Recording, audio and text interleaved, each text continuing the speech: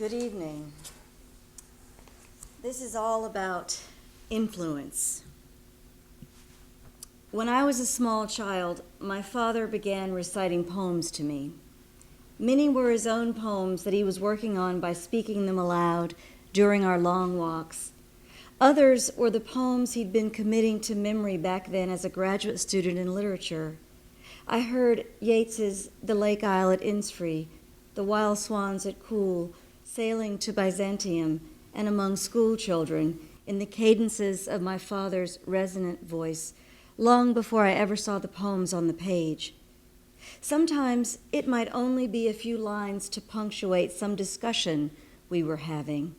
An aged man is but a paltry thing, a tattered coat upon a stick, unless soul clap its hands and sing and louder sing for every tatter in its mortal dress. Or, and what rough beast, its hour come round at last, slouches toward Bethlehem to be born. Much later, after I'd begun to read the poems myself, my father and I talked even more about Yeats's ideas in poetry and in prose, about writing and the politics of one's beliefs, one's ideological positions. My father was one of my first poetry professors when I began graduate school in creative writing, and among the many assignments he gave me to write poems was also the assignment to read George Orwell's essay, Why I Write. Perhaps my father had wanted me to encounter Orwell's notion of the 4 primary motivations for writing and to make a decision about where I stood: sheer egoism, aesthetic enthusiasm, historical impulse, and political purpose. Orwell asserts that these motivations exist in different degrees in every writer, and that in any writer the proportions will vary from time to time according to the circumstances in which she lives, what he called the tumultuous times. Orwell describes the political purpose broadly: desire to push the world in a certain direction, to alter other people's idea of the kind of society that they should strive after. He asserts that no book is genuinely free from political bias. The opinion that art should have nothing to do with politics is itself a political attitude.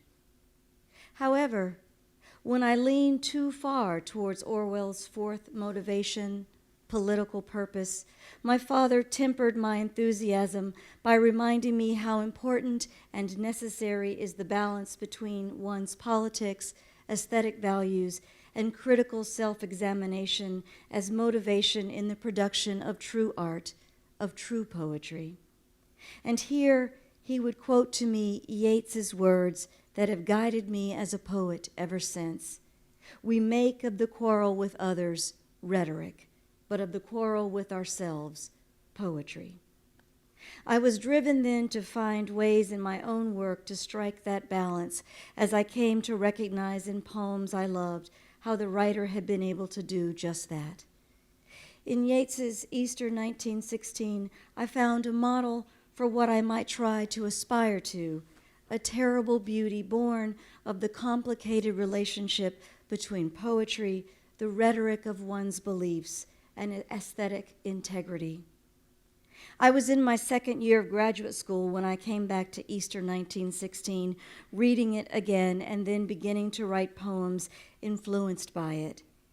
In my poems, I tried to capture a way of seeing the people struggling to live in the Jim Crow South and resisting its myriad forms of oppression, as Yeats shows us the people of his poem, both the particular people he describes and those people embodying the every man and every woman engaged in a revolutionary act.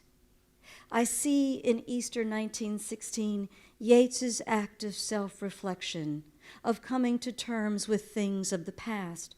By writing a poem he might not have believed in writing before he was moved by the events and aftermath of that day, Yeats challenges his own beliefs. And as Seamus Heaney pointed out, tied by birth to unionism, memorialist of the executed nationalist rebels of 1916, W.B. Yeats mirrored Ireland's divisions in his self-divisions, yet saw the island as a single cultural entity sprung from common roots in common myths. I see the idea of those divisions manifest in the duality of the phrase, terrible beauty, words I borrow again and again to describe my native land, my Mississippi. As the mixed-race daughter of a black mother and a white father, I mirror the divisions of race that have plagued my home state, region, and nation. And yet, even as my home state rendered my people second-class citizens, rendered my parents' marriage illegal, thus illegitimizing my existence, it is still home, the place that made me, and I love it nonetheless. In his memoriam to Yeats, W.H. Auden wrote, "Mad Ireland hurt you into poetry. My Mississippi, with its terrible beauty, born of the struggles of African Americans and their astonishing resilience and perseverance in the face of Jim Crow, of a system of oppression, violence, and rampant injustice, hurt me into poetry." And I had a model.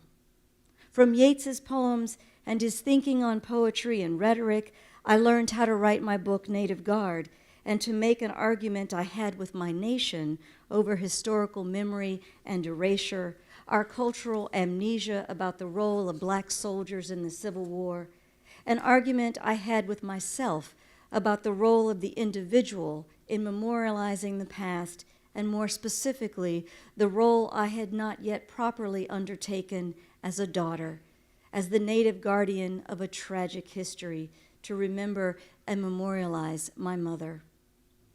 Here are Yeats's words to memorialize those revolutionaries of the Easter Rising, a terrible beauty born upon a scaffolding of quarrel with himself. Easter, 1916.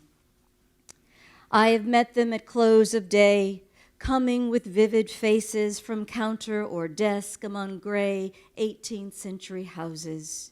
I have passed with a nod of the head or polite, meaningless words, or have lingered a while and said polite, meaningless words, and thought before I had done of a mocking tale or a jibe to please a companion around the fire at the club, being certain that they and I but lived where motley is worn. All changed, changed utterly. A terrible beauty is born. That woman's days were spent in ignorant goodwill, her nights in argument until her voice grew shrill. What voice more sweet than hers when, young and beautiful, she rode to harriers? This man had kept a school and rode our winged horse. This other, his helper and friend, was coming into his force. He might have won fame in the end, so sensitive his nature seemed, so daring and sweet his thought. This other man I had dreamed a drunken, vainglorious lout. He had done most bitter wrong to some who are near my heart, yet I number him in the song. He too has resigned his part in the casual comedy. He too has been changed in his turn, transformed utterly. A terrible beauty is born.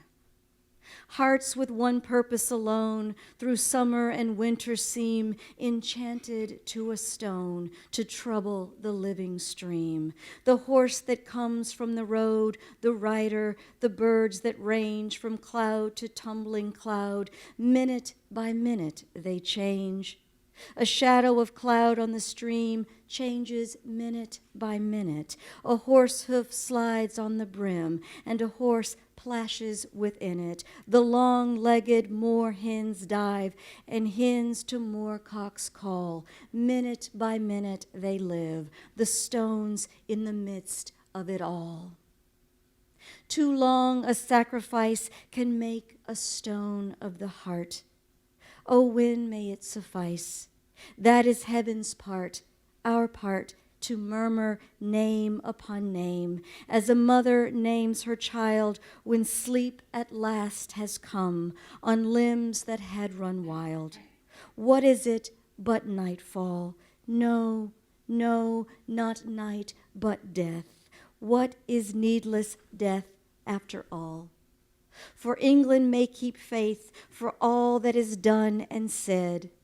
We know their dream, enough to know they dreamed and are dead. And what if excess of love bewildered them till they died? I write it out in verse, MacDonough and McBride and Connolly and Pierce, now and in time to be, wherever green is worn, are changed, changed utterly. A terrible beauty is born.